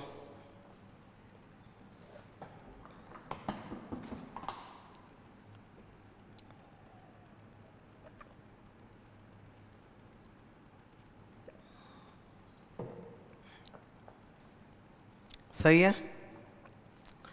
Example 1, fresh orange juice is not a fruit juice. वैसे दूसरा एग्जाम्पल है, एक डॉक्टर अगर चैरिटी के लिए कोई चेम्बर चला रहा है तो उसको हम कमर्शियल एस्टैब्लिशमेंट नहीं मानेंगे, ठीक है। ये अब नेक्स्ट सेकेंडरी रूल क्या है? कंटेम्परेनिया एक्सपोजिटो। कंटेम्परेनिया का मतलब होता है कोई भी लॉ जब बना था उस समय कंटेम्पररी सिचुएशन, हालात कैसे थे, उनको समझोगे तो लॉ समझ में आएगा। सही बात है ना। अच्छा, आज सोचो अभी बजट वगैरह में टैक्सेस के रेट्स को भयंकर चेंज किया गया, स्टॉक मार्केट पे टैक्सेस बढ़ गए, कैपिटल गेन्स पे टैक्सेस बढ़ गए। तो आज से 10-20 साल बाद कभी भी जब इस पे चर्चा हो रही होगी कि सरकार ने उस वक्त टैक्स बढ़ाया था, तो ये भी तो सोचो क्यों बढ़ाया था, कुछ कारण रहे होंगे। तो आप अगर आज के हालात को नहीं जानते तो आज जो कानून बना वो भी आप नहीं समझोगे। गवर्नमेंट की दो मजबूरियां थी। नंबर 1, अचानक से सोशल मीडिया में इन्फ्लुएंसर्स लोगों को स्टॉक मार्केट ऑप्शन ट्रेडिंग के ऊपर बहुत ज़्यादा पुश कर रहे थे, तो हाउस होल्ड सेविंग्स का पैसा बैंकों में जाने के बदले शेयर बाजार में डायरेक्टली आने लग गया था, जिससे banking sector of the country was facing a big big big problem. तो उसको रोकना ज़रूरी था कि स्टॉक मार्केट को थोड़ा रिड्यूस किया जाए, ऑप्शन ट्रेडिंग वगैरह को, स्पेकुलेशन को कम किया जाए। एक ये कारण था। दूसरा ये भी कारण था कि बाकी सब लोग यही शिकायत कर रहे थे कि भाई मिडिल क्लास बहुत टैक्स में मर रहा है, बहुत टैक्स में मर रहा है, तो उस पर टैक्स मत बढ़ाओ। तो गवर्नमेंट बोला ठीक है भाई, मिडिल क्लास पे टैक्स नहीं बढ़ाएंगे, रईसों वाला टैक्स बढ़ा देंगे। रईसों वाला टैक्स कौन सा? कैपिटल गेन, जो हमेशा से 10-20% था, उसको बढ़ा दिया। एक बात सोचो, मिडिल क्लास को कौन सी इनकम होती है? Salary income. हाँ भैया, पीजीबीपी इनकम, इन सब पर तो टैक्स हमेशा ज़्यादा था ही। रईसों को इनकम होती है ना कैपिटल गेन्स। दादाजी की प्रॉपर्टी बेच दिए, मेरे दादाजी अब कोई प्रॉपर्टी छोड़ दे, मैं क्या बेचूं? बोतल बेचूं? क्या बेचूं मैं? तो कैपिटल गेन्स जो रईसों का टैक्स है उस पर सरकार ने टैक्स बढ़ा दिया। तो सिचुएशन, हालात को समझोगे तभी लॉ को इंटरप्रेट कर पाओगे। ठीक है, तो ये था कंटेम्पोरेनिया। इसी के साथ एक और है ऑप्टिमा लेग्यूम। ऑप्टिमा लेग्यूम का मतलब होता है custom is the best interpreter of law, परंपरा। ठीक है, उस समाज की परंपरा को समझोगे तो लॉ भी समझ में आएगा। इसका सबसे बढ़िया एग्जाम्पल है पीसी-पीएनडीटी एक्ट 1994 कि सोनोग्राफी की मशीन से गर्भवती महिला के बच्चे का जेंडर पता करना हिंदुस्तान में मना है, क्योंकि यहाँ का समुदाय उसी तरह का है। ठीक है, पुरुष प्रधान पेट्रियार्की समाज है, इसलिए थोड़ा सा। Question answers. अब हम लोग कहाँ पर आ गए सर? रूल्स ऑफ इंटरप्रिटेशन खत्म होता है, हम लोग किसमें आ गए? Internal aids. ठीक है, एक बार ज़रा ये जो मैंने हाथ से लिखा है पढ़ो।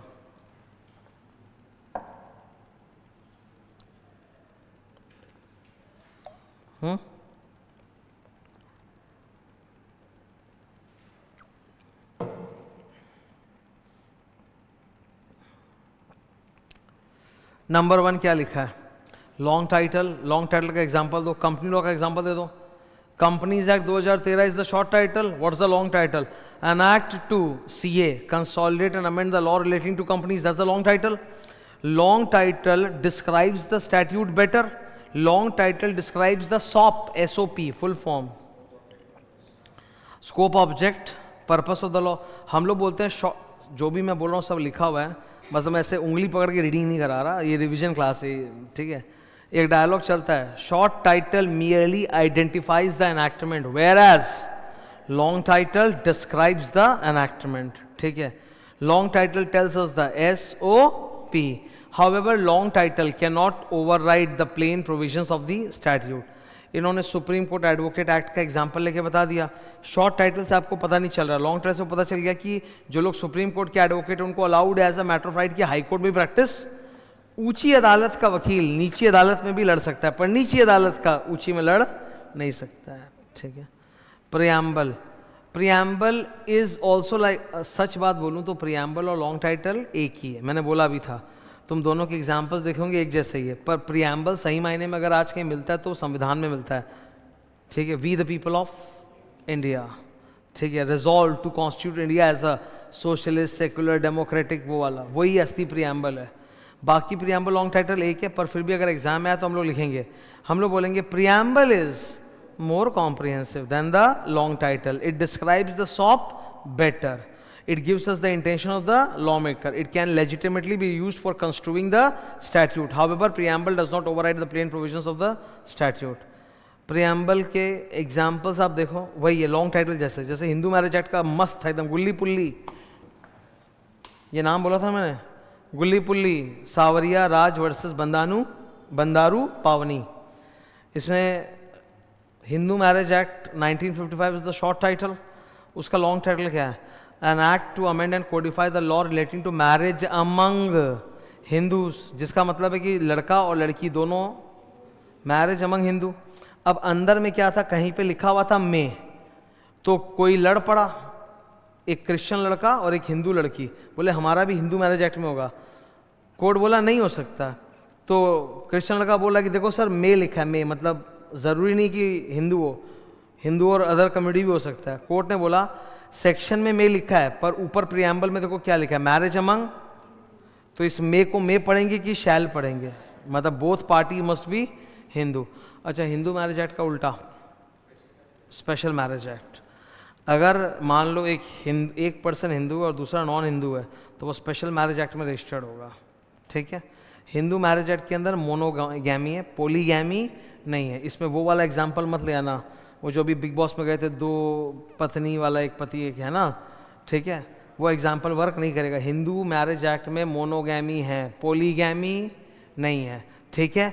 आई विल टेल यू, किसी भी हिंदू व्यक्ति ने अगर 2 शादियां की हैं तो पेपर पे उसने अपना धर्म कन्वर्ट किया है, ठीक है, पेपर पे, भले ही फेमस वो हिंदू नाम से हो रखा हो, पर पेपर पे उसको लेना पड़ेगा, ठीक है, धर्म कन्वर्शन करना पड़ेगा, नहीं तो वो सस्टेन नहीं कर पाएगा। हिंदू मैरिज एक्ट का नियम है ये, ओके। तो बड़े बड़े फिल्म स्टार्स भी हैं जिनकी 2-2 शादियां हुई हैं और सब लोग उसको हिंदू नाम से ही जानते हैं, तो उन्होंने पेपर पे लिया हुआ है लेकिन वो वाला सर्टिफिकेट, नहीं तो नहीं हो पाएगा, मतलब उनको धर्म कन्वर्ट करना ही पड़ेगा। ये देखो इन्होंने 2 एग्जाम्पल दिए नेगोशिएबल के और कंपनी के, पढ़ोगे तो शॉर्ट टाइटल के नहीं, लॉन्ग टाइटल के, मतलब प्रियम्बल के नहीं, लॉन्ग टाइटल के एग्जाम्पल जैसे ही हैं, ओके। तो दोनों के एग्जाम्पल्स आपस में क्या है, interchangeable. Heading and title of a chapter, यहाँ लिखा है पेज 24.27, जाके देखते हैं क्या है वहाँ पे। देखो मैंने बेयर एक्ट दिखाया होगा, बेयर एक्ट के अंदर भी तो चैप्टर्स होते हैं ना, chapter 1 preliminary, section 1-2, chapter 2 incorporation and incidental matters, section 3 से लेके 22, फिर chapter number 3 prospectus and allotment of security, section number 23 से लेके 42, फिर chapter number 4 share capital, section 43 से लेके 72, फिर चैप्टर नंबर 5 डिपॉजिट, सेक्शन 73 से लेके 76A, फिर चार्ज 77 से लेके 87, फिर मैनेजमेंट एंड एडमिनिस्ट्रेशन 88 से लेके 122, फिर डिविडेंड 123 से लेके 127 127, फिर अकाउंट्स 128 से 138, फिर ऑडिट 139 से 148, फिर डायरेक्टर्स 149 से 205, फिर इंक्वायरी इंस्पेक्शन इन्वेस्टिगेशन, ऐसे चलता है पूरा, ठीक है। ये चैप्टर्स के जो नाम हैं ये हमने दिए हैं कि बेयर एक्ट में लिखा है। बेयर एक्ट में जो सिमिलर सेक्शन है जो एक ही मुद्दे पे उनको एक ही चैप्टर के अंदर डाला जाता है, तो हम लोग बोलते हैं the chapter name, the chapter heading is like a preamble to the sections following it. कि सेक्शन नंबर 139 से 148 का हेडिंग क्या है, ऑडिट, तो मतलब audit is like a preamble for these sections. इससे पता चलता है इस सेक्शंस का मकसद क्या है, कि ऑडिट के ऊपर प्रोविजन बनाना।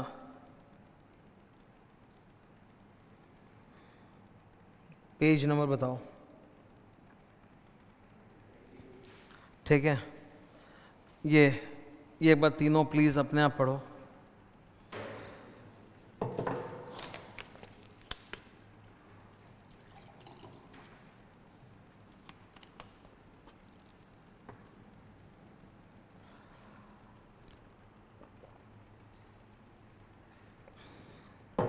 पढ़ लिया? बता, बेयर एक्ट में कई बार आप देखते हो कि जो सेक्शंस एक ही टॉपिक पे होते हैं उनको एक ही ग्रुप में डाल के चैप्टर हेडिंग दे दिया जाता है, ठीक है। The chapter heading can be used for the purpose of interpretation. और लास्ट टाइम में फाइनली बोला a chapter heading might be treated as a preamble to the sections following it. Marginal notes जो कोने में लिखे रहते हैं छोटे छोटे, ठीक है, जैसे मेरी किताब जो टेबल फॉर्म में है, लेफ्ट साइड का येलो वाले में मैं कुछ कुछ दिखाता रहता हूँ, उसको बोलते हैं मार्जिनल नोट्स। मार्जिनल नोट्स को लेके एक डिफरेंस ऑफ ओपिनियन है। मोस्टली इट इज अग्रीड कि marginal notes can not be used for interpretation. However संविधान के अंदर, कॉन्स्टिट्यूशन ऑफ इंडिया के अंदर जो मार्जिनल नोट्स है they can be used for interpretation, ये लिखा हुआ है। ठीक है, नेक्स्ट क्या है सर हम लोग के सामने, डेफिनेशनल सेक्शंस या क्लॉजेस। Okay, start. सबसे पहले what are the 5 sources of definition? Number 1, direct definition in the statute itself, section 2 something something. Number 2, indirect definition, जैसे फॉर एग्जाम्पल कंपनी लॉ में डेफिनेशन का जो आखिरी सेक्शन नंबर है वो है 2 का 95, वाइट कलर में पढ़ो ना। 2 का 95 में बोला है कि बहुत सारे ऐसे वर्ड हैं जो कंपनी लॉ में डिफाइंड नहीं है पर सिक्योरिटीज एक्ट में, डिपॉजिट एक्ट में, सेबी एक्ट में डिफाइंड है, तो वो वाला मीनिंग उठा लेना। तो कंपनी लॉ ने डायरेक्टली डिफाइन करने के बदले इनडायरेक्टली दूसरे स्टैट्यूट का रेफरेंस दे दिया कि नहीं दे दिया, इसको बोलते हैं इनडायरेक्ट डेफिनेशन। तीसरा, स्पेशल स्टैट्यूट, कोई कोई चीज़ों पे स्पेशल स्टैट्यूट है, जैसे digital signatures defined under information technology act 2000। तुम में से कितने जनों ने इंफॉर्मेशन टेक्नोलॉजी एक्ट कभी पढ़ा या सुना है? बीकॉम मुकॉम में तो होता ही है मेरे ख्याल से, 11-12 में स्कूल में कहीं पे। इंफॉर्मेशन टेक्नोलॉजी एक्ट कहाँ पे पढ़ा? अभी तुम लोग बीकॉम नहीं किया था क्या? बीकॉम में रहता है मेरे को जहाँ तक पता है। अच्छा, इंफॉर्मेशन टेक्नोलॉजी एक्ट ईयर 2000 में आया था और इसीलिए आया था कि हिंदुस्तान में ई कॉमर्स स्टार्ट हो चुका था, तो उसको रेगुलेट करने के लिए आया था। डिजिटल सिग्नेचर की ज़रूरत पड़ रही थी इसलिए आया था। तो अब अगर आप कंपनी लॉ पढ़ रहे हो तो वहाँ डिजिटल सिग्नेचर आएगा, तो उसका मतलब समझने के लिए कौन सा कानून यूज़ करोगे? Information technology act. ठीक है, फिर एक जनरल क्लॉजेज एक्ट है ही जो मैं रिवाइज कराऊंगा ही, करेक्ट। उसमें भी तो बहुत सारे डेफिनेशन है। मंथ क्या होता है, ईयर क्या होता है? मंथ मतलब कौन सा मंथ, जनवरी फरवरी मार्च कि सावन भादो आषाढ़? जनवरी फरवरी मार्च ना, तो वहाँ मंथ का डेफिनेशन क्या? Month shall be in a month reckoned as per British calendar, ऐसा बोलते थे ना क्लास में। Year shall mean a year reckoned as per British calendar and not as per Hindu और साका कैलेंडर। हिंदू कैलेंडर को साका कैलेंडर बोलते हैं और ब्रिटिश कैलेंडर को ग्रेगोरियन कैलेंडर बोलते हैं। ठीक है, तो वो देख लो। अच्छा, जिसका मतलब कहीं नहीं मिलेगा उसके लिए क्या उठाएंगे? Last, legal dictionary. डिक्शनरी को याद करना लेक्सिकन भी बोलते हैं।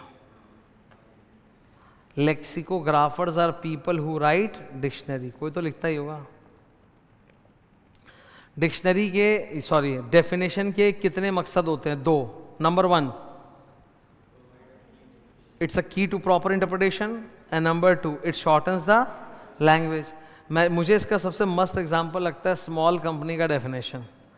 मतलब तुम जस्ट इमेजिन करो, मतलब you are calling a company छोटी कंपनी, स्मॉल कंपनी, मतलब how company is an artificial person. Company का तो कोई साइज नहीं होता कि भाई 6 फीट की कंपनी की 12 फुट की कंपनी है, पर कंपनी का आप स्मॉल बोल रहे हो, तो आपने इतना बड़ा एक चीज़ को छोटा बना दिया, स्मॉल कंपनी। आपने बोला वो कंपनी प्राइवेट कंपनी जिसका पेड अप कैपिटल टर्नओवर 4 और 40 करोड़ के नीचे होता है, तो उतने बड़े बात को आपने 2 शब्दों में डाल दिया, you started calling it small company. ठीक है, अच्छा, डेफिनेशन 2 प्रकार के होते हैं, inclusive.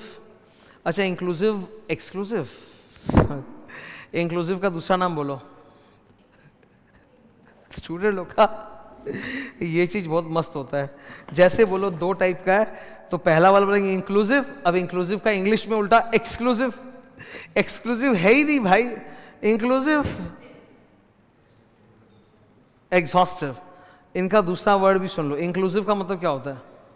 Inclusive definitions use the word includes and they are extensible, मतलब जो लिखा उससे ज्यादा आप आगे जा सकते हो।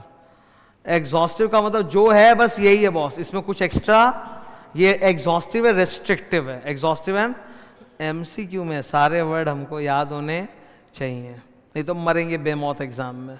ठीक है, इंक्लूसिव का 3 डेफिनेशंस एग्जांपल दिया जो हमारे सिलेबस में, ये रहा तीनों। मेरा मुंह दुख गया है, नहीं तो मैं बोल देता, रीड अपने आप।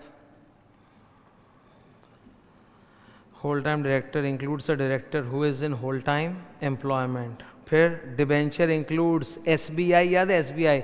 डिबेंचर स्टॉक्स, बॉन्ड्स, इंस्ट्रूमेंट्स और other instruments evidencing a debt whether और not constituting a charge on the assets of the company. फिर लास्ट वाला, बॉडी कॉर्पोरेट और corporation includes a company, CIOI, है ना?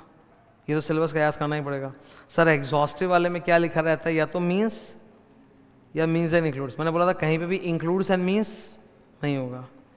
इसका एग्जाम्पल भी देख लो। Director means a director appointed on the board of the company.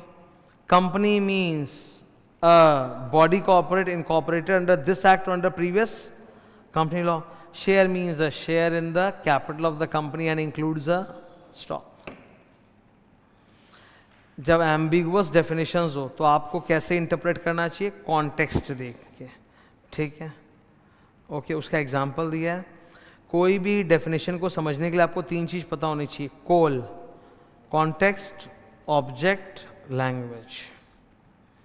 Illustration, illustrations are example of the section। illustration का सबसे अच्छा example sound mind. A sound mind, a person who is not of a sound mind is not capable of contracting. तो क्या sound mind है, नहीं है, उसका illustration है जो बेयर एक्ट के अंदर ही है। एक पर्सन जो ल्यूनेटिक असाइलम में है, मतलब पागल खाने में, मतलब अनसाउंड है। दूसरा, अ नॉर्मल सेन मैन जो ड्रंकन है या डेलेरियस ऑफ फीवर है, वो भी टेम्पररी क्या हो गया, अनसाउंड। अरे टेम्पररी अनसाउंड माइंड तो हम लोग भी होते ही हैं। कभी कभी ऐसा नहीं होता सर माथा चक्कर खा रहा है, कभी कभी मेरी बातें सुन के माथा चक्कर खा रहा है वो होता है ना यार, इतना सारा ज्ञान है, सुनते सुनते माथा ही घूम गया वो डिशी नेचुरल है एकदम, ठीक है। तो नॉर्मल इंसान भी तो अनसाउंड हो ही सकता है ना बीच बीच में, तब उस वक्त वो कॉन्ट्रैक्ट नहीं कर सकता। क्या इलस्ट्रेशन सेक्शन के स्कोप को बड़ा कर सकते हैं, छोटा कर सकते हैं? तो ये ब्राउन कलर पढ़ो।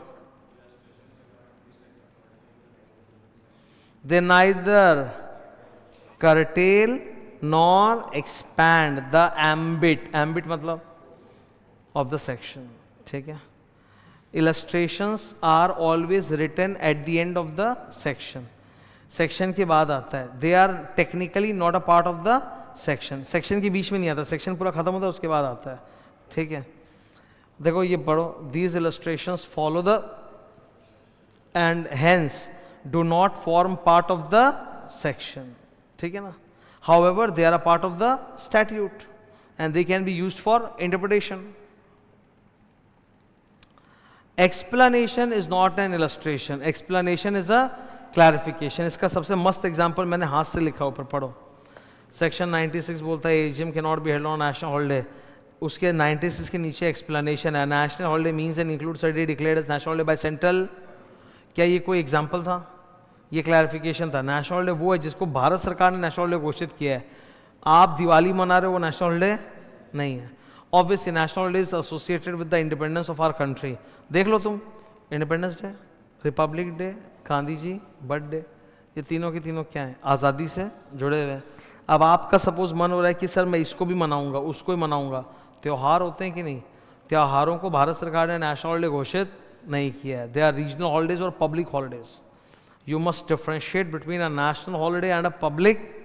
Sunday is public holiday, not a। अच्छा, संडे पब्लिक हॉलिडे कौन बोला? Negotiable instrument act, negotiable instrument act बोलता है Sunday is a public holiday, ठीक है। एक्सप्लेनेशन क्लियर है? आओ सर ये पढ़ते हैं। An explanation may be added to include something within the section or to exclude something from it. It does not widen the ambit of the section. In Sundaram Pillai versus Patabbi Raman Faisal Ali, the gathered the following objects of the explanation. Explanation का 5 काम होता है। क्या? MC SMS मत करना, MC SMS, ठीक है। MC SMS का फुल फॉर्म पढ़ो। M से मीनिंग पता चलता है, C से क्लैरिटी आता है, क्लैरिफिकेशन आता है, SMS सपोर्ट करता है, कुछ मिसचिफ है उसको दूर करता है, कुछ स्टैट्यूटरी राइट प्रोवाइड करता है या हटाता नहीं, can not take away a statutory right. Proviso, proviso तो मतलब मैंने चैप्टर 1 पढ़ाते थे सिखा दिया था। प्रोवाइजो क्रिएट्स अ क्वालिफिकेशन और exception to the main section, ठीक है। प्रोवाइजो कितने प्रकार के होते हैं? 3 एग्जाम्पल देखते हैं। नंबर 1,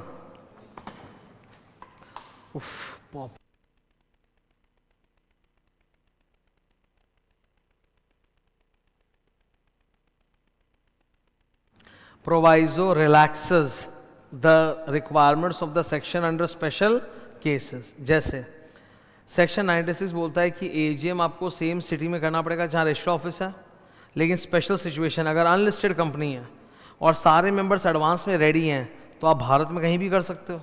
तो प्रोवाइजो डाल के आपने रिलैक्स कर दिया ना। प्रोवाइजो टू एक्सेप्शन, ये एकदम उल्टा है, इट रिवर्सेस द सिचुएशन। जैसे सेक्शन 149 बोलता है 15 से ज़्यादा डायरेक्टर्स किसी के बोर्ड में नहीं होंगे, फिर तुरंत बोला 15 ज़्यादा रखना है तो एसआर पास कर लो, कर लेंगे जी। थर्ड क्या है, saving clause, it protects the provisions of other section. जैसे सेक्शन 13 में लिखा हुआ है एक्सेप्ट सेक्शन 61, मेमोरेंडम को चेंज करने के लिए क्या पास होगा, एसआर। यानी सेक्शन 61 में क्या पास होगा, कैपिटल क्लॉज को चेंज करने के लिए ओआर। अपने पढ़ते भी थे ना, OR plus HS7 in 30 days. Capital को अगर चेंज करना है अंडर सेक्शन 61 तो क्या करना पड़ता है, ओआ, मतलब आर्टिकल्स में अलाउड होना चाहिए, ओआर ऑर्डिनरी रेजोल्यूशन, और SH7 in 7 days. Schedules are given at the end of the Bayer Act after completing all the sections. Schedules को अगर चेंज करना है तो बहुत आसान है, MCA नोटिफिकेशन ले आएगा, उसके लिए आपको पार्लियामेंट का अप्रूवल नहीं चाहिए। Every schedule is connected to a section. Section और शेड्यूल में अगर लड़ाई हो गया तो कौन जीतेगा, सेक्शन। ठीक है, शेड्यूल बस एक एक्स्ट्रा मैटर देता है, it does not widen the ambit of the section. Last वाला एक्चुअली देखो तो कोई इंटरनल एड नहीं है, वो तो एक ज्ञान की बात है। Read the statute as a whole, partial पढ़ने से कंप्लीट पिक्चर समझ में। आज तुम अगर इनकम टैक्स एक्ट या GST एक्ट पार्शियली पढ़ लो तो गड़बड़ हो जाएगा, क्योंकि पूरा पढ़ोगे तभी पता चलेगा कहाँ कहाँ क्या एक्सेप्शन अलाउड है, क्या क्या करना पड़ता है। तो read the statute as a whole. ठीक है, इंटरनल एड हो गया।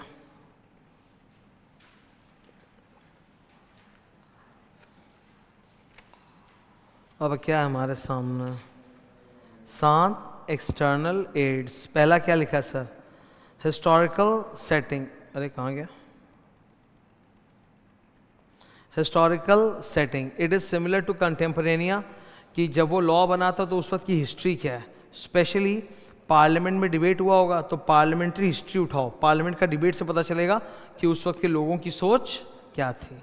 ठीक है, ब्लू और रेड पढ़ो। सिमिलर टू कंटेम्परेनिया, also consider parliamentary history. Number 2, consolidating statutes. Can I say companies act 2013 is a consolidating statute? हाँ सर, उसके नाम में an act to consolidate and amend the law relating to companies. Companies act 2013 के पहले 2 law थे, companies act 1956 और सिक industrial companies act 1985। अच्छा मैं बोलूँ GST act is a consolidated statute? हाँ सर, 17 इनडायरेक्ट टैक्सेस को कंबाइन करके एक GST एक्ट बनाए, दैट्स अ कंसोलिडेटिंग स्टैट्यूट। फिर क्या, प्रीवियस लॉ, जैसे कंपनीज एक्ट 2013 के पहले प्रीवियस लॉ क्या था, कंपनीज एक्ट 1956।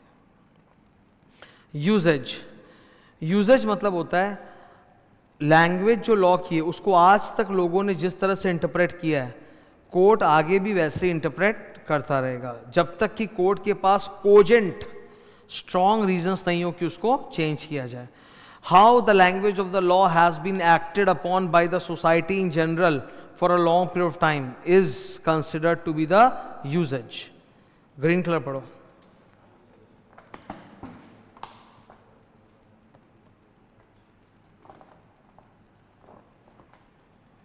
ठीक है, orange, if it has been emphasized that when a legislative measure of doubtful meaning has for several years received an interpretation which has generally been acted upon by the public, the courts will be very unwilling to change its interpretation. मतलब जो आज तक जैसा interpret हुआ है वैसा ही करो। Analogous act का मतलब होता है सिमिलर एक्ट या फिर पैरी मटीरिया स्टैट्यूट। पैरी मटीरिया मतलब जो सब्सटैंशियली सेम है, जैसे इंडियन कंपनीज एक्ट और यूके कंपनीज एक्ट। ठीक है, मैंने इसका एक एग्जांपल भी दिया था कि इंडियन कंपनीज एक्ट में जब मैं पहली बार पढ़ाने खड़ा हुआ था लॉ, तुम मतलब जस्ट देख लो, थोड़ा ब्रैगिंग ही कर रहा हूँ, पर जब पहली बार पढ़ाने खड़ा हुआ था 2012 में लॉ, उस वक्त का मेरा लेवल तुम देखो। सेक्शन नंबर 149 क्लास में पढ़ाना है, पहला सेक्शन है बैच का कंपनी लॉ डायरेक्टर्स, उसमें लिखा हुआ है only individuals can be directors. और मैंने वो भी बताया कि ये बात लिखनी क्यों पड़ी, बिकॉज लोग सोचेंगे कॉमन सेंस है कि हाँ सर डायरेक्टर तो इंसान ही होगा, इसलिए बोलना पड़ा बिकॉज कुछ देश ऐसे हैं जहाँ इंसान के अलावा बॉडी कॉर्पोरेट भी डायरेक्टर हो सकता है, उसको बोलते हैं corporate director. UK companies act 2006। इसीलिए हिंदुस्तान की सरकार ने क्लियर बोल दिया भाई हमारे यहाँ बॉडी कॉर्पोरेट नहीं, हमारे यहाँ only individual can act as directors. तो उस वक्त भी जब मैं पढ़ा रहा था तो लॉ के पीछे का पूरा बैकग्राउंड बताते जा रहा था कि ये लिखा है तो इसके पीछे का वजूद क्या है, कारण क्या है। तो ये दोनों लॉ आपस में एनालॉगस हैं कि नहीं, सिमिलर हैं कि नहीं है। डिक्शनरी डेफिनेशंस, ये तो क्लियर है। आपको डेफिनेशंस कैसे कहाँ से देखने चाहिए, direct, indirect, special statute, GC act, legal dictionary, context and judicial decisions. कई बार केस लॉ के अंदर भी तो डेफिनेशंस दिया हुआ रहता है ना। ओके आप इंडियन केस लॉस का यूज कर सकते हो इंटरप्रिटेशन में। इसका सबसे इजी एग्जांपल है Shailesh Harilal Shah versus Matushri. Use of foreign decision भी कर सकते हो, Salomon. Last interpretation of statutes खत्म होता है। अब हम पढ़ रहे हैं interpretation of deeds and documents. जब आप कोई एग्रीमेंट को पढ़ रहे हो और इंटरप्रेट कर रहे हो ना, उस वक्त आपको 6 बातों का ख्याल रखना चाहिए। नंबर 1, रीजनेबल इन्फॉर्म्ड पर्सन, मतलब first of all make your self aware of the circumstances surrounding that agreement when that agreement was entered into between the 2 parties. क्योंकि जब तक आपको उनके बीच के सर्कमस्टांसेस क्लियर नहीं होंगे तब तक आप अग्रीमेंट को सही तरह से इंटरप्रेट नहीं कर पाओगे, ठीक है। नंबर 2, एक एग्रीमेंट को दूसरे एग्रीमेंट के रेफरेंस से इंटरप्रेट नहीं कर सकते। जो स्कूल में होता था ना गलत हरकत, मेरे को इतना मिला उसको इतना ज़्यादा कैसे मिला, कंपेयर, बोला वो कंपेयर नहीं करना है। Number 3, same word usually can not have a different meaning in the agreement unless context suggest otherwise.